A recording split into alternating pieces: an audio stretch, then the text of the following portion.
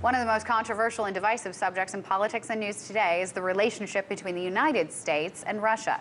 In the new book, The Plot to Scapegoat Russia, How the CIA and the Deep State Have Conspired to Vilify Russia, author Dan Kovalik, a labor and human rights attorney, dives into the controversy headlong and attempts to pull back the curtain on what's actually behind this new Cold War and how anti-Russian rhetoric has actually worked against implementing progressive policies within the United States. Kovalik joined us earlier, and we asked him, why are we seeing this rise of the new Cold War today, since the original ended more than 20 years ago? My view is that really the U.S. cannot abide by any serious competitors in the world economy, geopolitically. And so essentially, once Russia got back on its feet after the collapse of the Soviet Union, and the collapse was incredibly devastating to that country, the economy collapsed greatly. You had people, life expectancy went down greatly. In any case, for a time, it was just not a world player at all because it was in a great state of chaos. And frankly, the U.S. was quite okay with that. In fact, a number of folks in Russia would joke they were aiming at communism and they hit Russia, you know, in the end. And they thought they'd get a better deal. They figured, okay, we're not communists anymore, so can we be friends now? And ultimately, once Russia got back on its feet and was a competitor, not a great competitor, I mean, the U.S. still dominates the world, but once it could even compete within its own sphere of influence, that was unacceptable, and we've started to demonize Russia. Wow. This isn't a new thing, though, this idea of demonizing Russia. There's so many historical roots in it, and having, you know, been educated in American United States schools, there's a lot that gets left out. What are some of those examples through history where the U.S. overhyped a threat in order to enact policy or enact some sort of military adventures overseas? Well, I think you could go back, frankly, you can go back a long way, but if you start even at the Russian Revolution in 1917, the U.S., along with a number of other capitalist countries, invaded Russia to overturn the revolution in 1918. So they were trying to strangle the revolution even in its crib. Obviously, there was a bit of détente during World War II, but even then, certainly from the Russian perspective, the U.S. and the Allies hung back a bit during World War II, hoping Germany would bleed Russia before they got into the conflict. And of course, that happened, with Russia losing 27 million people or so and bearing the brunt of the war.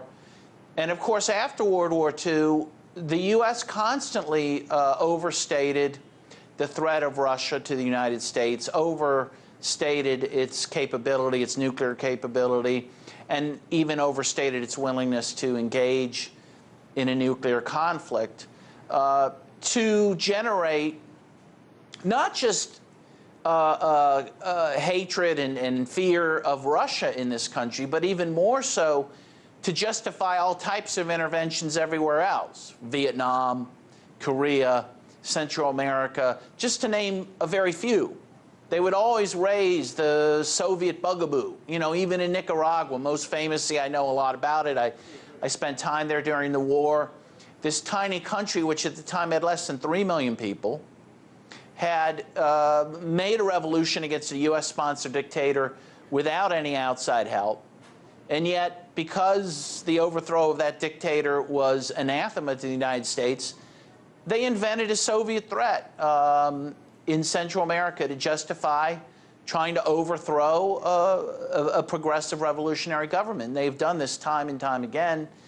And as you say, so we have this history, as Eric Hobsbawm, a great historian from Britain, would say, you know, the fear of Russia is in our DNA as Americans. And so it's not hard to tap into that.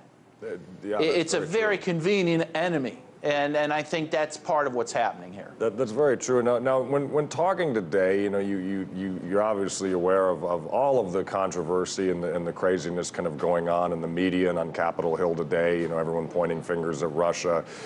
In your work into this book, you know, Why should people question the narrative coming out of the media and the U.S. intelligence community today that Russia hacked the DNC, worked with Trump and his associates to defeat Hillary Clinton? You know, what in your research would say maybe that's not the actual truth, or that is just a narrative similar to the narratives used in the past? Right. So first of all, I think any claims like that, where we vilify another country, I think you have to look at with great scrutiny. You know, time and time again, we've been led into war based on lies. You know, the fake, the non-existent WMDs in Iraq, for example, the Gulf of Tonkin in Vietnam. You know, over and over, we're lied to into war. So I think, first of all, whenever they vilify another country, one has to at least look behind the claims to the facts to see if it's true. But second of all, you know, James Clapper himself last year said that he saw no evidence of collusion. So there's folks in the intelligence community who have said that. There's been no evidence even presented that there was collusion. There's also been Democratic leadership that's been priming the rank and file to be ready for the fact that no evidence is going to come out of such collusion. I think we're going to see no evidence of collusion. You know, and the examples that they've tried to give are just silly. I mean, the emblematic one is that Mike Flynn, during the transition period, right after Trump is elected, and after he knows he's going to have a role in the country, in the government, meets with the ambassador from Russia. I mean, it baffles the mind that somehow that's inappropriate. Every administration does that. You know, that's how you prepare to have an administration. And so I just think all of this is overblown. And frankly, even the claims, if true, would pale in comparison to what the U.S. has done in many other countries, including Russia itself, where it provided a lot of help for Boris Yeltsin, who was horribly unpopular in 1996 to regain the presidency there. I just think I take these things with a grain of salt, and certainly it doesn't justify the 24/7 news coverage that's being given to this. I mean, again, I can't even understand it. You know, and then now you have James Comey, who clearly, his letter, right, the Comey letter, about 3 weeks before the election, where he says he's still investigating Clinton for her emails. Clearly, that's, if anything, what probably derailed her candidacy, and she has said that at times. Yeah. Now, all of a sudden, he's a hero to the Democrats, right? And like now, we're supposed to forget that now, right? And now we're all supposed to be upset that Comey's gone. I read where Trump actually thought he was doing the Democrats a favor by getting rid of them. Right. It is sort of strange because we're in this world and a lot of people are saying it's this new McCarthyism. A lot of people are saying, how dare you? Although it seems like everything goes to either Nazis or McCarthyism or something. Like we're all going backwards, but not with an understanding of what those things really mean.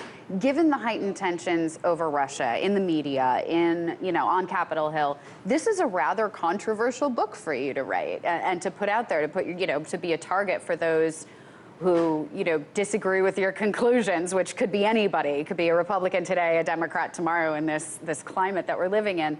How dangerous is this new McCarthyism, or whatever we want to call it, if we have a better term? Well, I mean, certainly, it's been dangerous to folks like Mike Flynn, even Jeff Sessions, who now have been, now their political careers are in question. Mike Flynn's is probably destroyed because he merely met with the Russian ambassador. I certainly, and by the way, I'm not a Trump supporter. Let me make that clear. I'm a leftist. I'm left to center. But I just can't abide by, I'm concerned about our posture towards Russia. I don't think it's necessary. I think it's dangerous. Even, the Bulletin of Atomic Scientists have said that this conflict has pushed, us much closer to midnight, in terms of a possible nuclear war.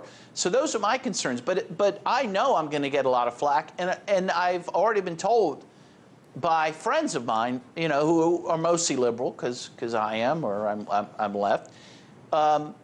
They've made it clear, but when I was writing the book, that they were against me writing it. And they thought that it was a betrayal of them and the Democratic Party to write such a book. But, you know, I think peace is a nonpartisan issue. I'll just say that.